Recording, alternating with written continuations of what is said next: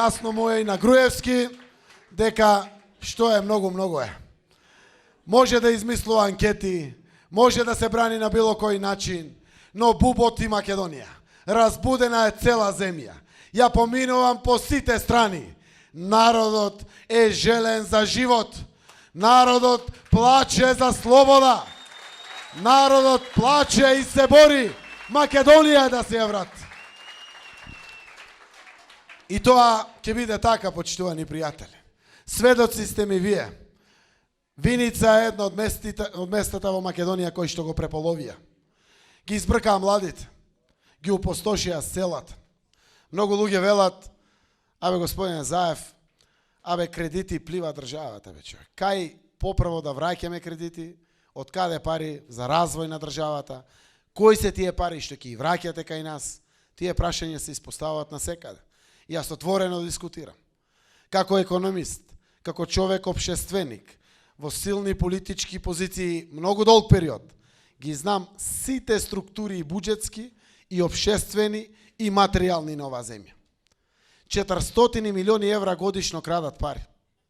Врхушката на власта. 400 милиони евра.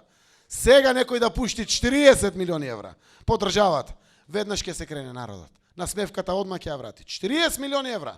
Оти 1.600.000 останавме во државата.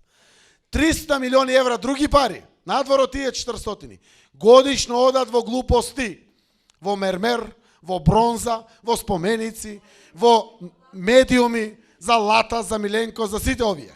Се заедно 300 милиони.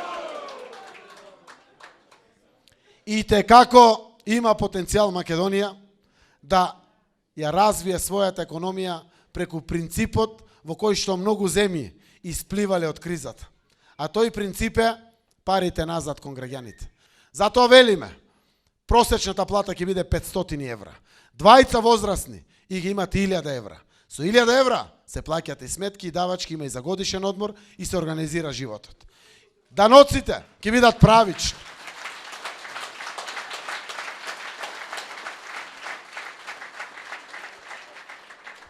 По 7 категории на различни начини дополнително ќе се враќаат пари.